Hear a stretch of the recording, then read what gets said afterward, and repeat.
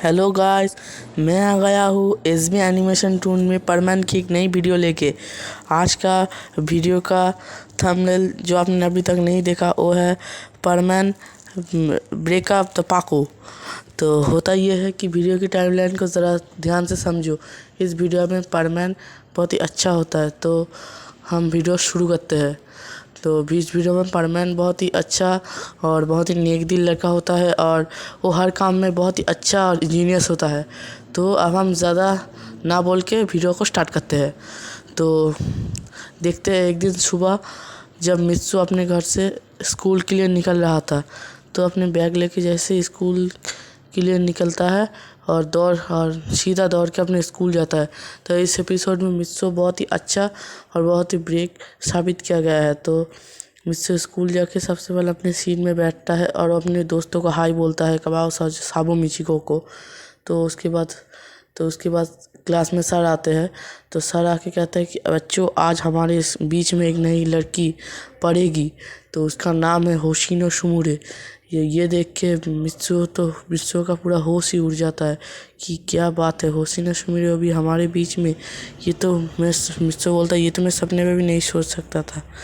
तो उसके बाद सुमिरे क्लास में आती है और सारे बच्चों को एंटरटेन करती है और बोलती है, आज हाय दोस्तों, आज से मैं आप लोगों की क्लास में पढ़ूंगी।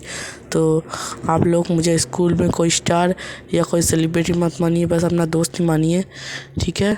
तो उसके बाद वो भी सर बोलते हैं, तो सुमिरे तुम जाके एक सीट में बैठ जाओ। तो सब लोग सुमिरे को अपने तरफ खींचने की कोशिश करता है, पर मित्सु भी करता है, पर सुमिरे जाके मित्सु की बगल वाली एक सीट पे बैठ जाता है।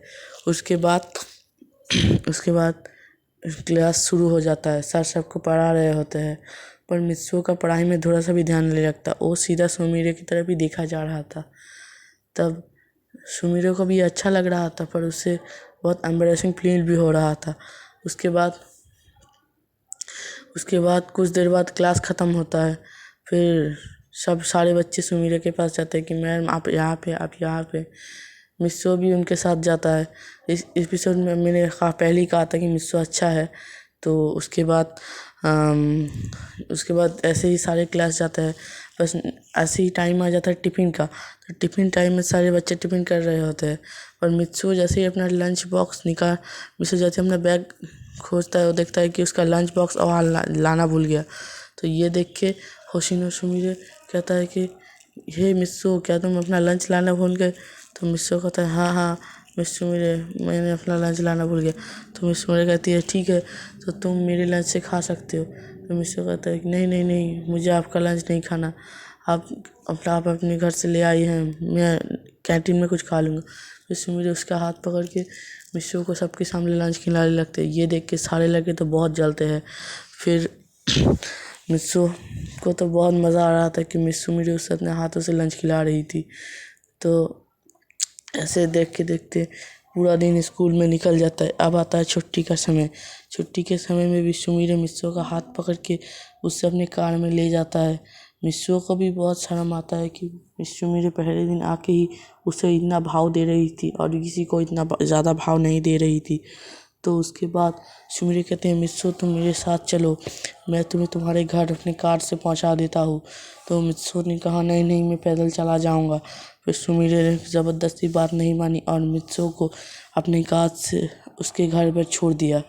उसके बाद मित्सु के तो बड़े में से थे कि सुमिरे उसके इतना भाव दे रही थी। फिर मित्सु अपने घर चला जाता है। मैंने कहा था कि मित्सु अच्छा लड़का है, पर उस सुमिरे का बहुत बड़ा फ़ैन है, इसलिए वो वैसा कर रहा था। तो मित्सु अपने घर जाके अपनी मॉम को हाय बोलता है और फिर से अपने डेस्क पे जाके अपना बैठ के सुमिरे के बारे में सोचता है। उसके बाद अपना होमवर्क करने लग जाता है। और इस दिग में सुमिरा अपने घर जाती है और वो तो होमवर्क तो दूर की बात है, वो सीधा मित्सु के बारे में सोचने लग जाता है कि मित्सु कितना अच्छा है, और वो अपना परमानेंट ड्यूटी का वेट करने लगता है कि कब परमानेंट ड्यूटी होगा और वो मित्सु से मिलेगा। ऐसे ही दोनों एक दूसरे के बारे में सोच रही होते हैं। तो अभी परमानेंट ड्यूटी का समय ऐसे समय बीतता है, तो परमानेंट ड्यूटी का समय आ जाता है। तो समय आने पर पायान उन दोनों को कॉल करता है कि जल्दी आ जाओ, यहाँ पे एक इमरजेंसी है, जल्दी तुम दोनों को आना होगा ड्यूटी के लिए। तो वो दोनों बोलते हैं हाँ हाँ पायान हम अभी आ रहे हैं, और दोनों दौड़ के परमानेंट ड्यूटी के लिए जाने लगते हैं। तभी मित्सु अपना रोबोट निकालता है और अपने परमानेंट ड्यूटी के लिए चला जाता है। पाको भी अपना रोबोट निकालने ही वाला होता है। तभी पाको देखता है कि उसका रोबोट उसके घर से गायब है, और अपना पूरा कपड़ा छानबीन करता है, पर उसे अपना रोबोट नहीं मिलता। तो वो देखता है कि उसका रोबोट कहीं पर भी नहीं है। तो पायान को कॉल करता है कि पायान, मैं आज परमानेंट ड्यूटी के लिए नहीं आ रहा है, मुझे कुछ अर्जेंट काम है। उसके बाद पायान बोलता है नहीं नहीं, हमें यहाँ पे बहुत बड़ी इमरजेंसी है, जल्दी आ जाओ। फिर पाको बोलते हैं नहीं नहीं, मैं नहीं आ सकता, मुझे बहुत ज़रूरी काम है। उसके बाद पाको ऐसे ही कॉल काट दे। उसके बाद पाको बर्डमैन को कॉल करता है। बर्डमैन बोलता है हाँ बच्चों, क्या हुआ पाको, बताओ क्या बात है। तो पाको बोलता है कि बर्डमैन, मेरा रोबोट खो गया है, मेरा रोबोट खो गया है। तो आज दोस्तों, आज यही तक बात की स्टोरी तो दोस्तों आप लोग सब्र रखिए, जल्दी इसका पार्ट 2 आने वाला है, और चैनल को लाइक, सब्सक्राइब और कमेंट अवश्य कर दीजिएगा। ठीक है तो टाटा।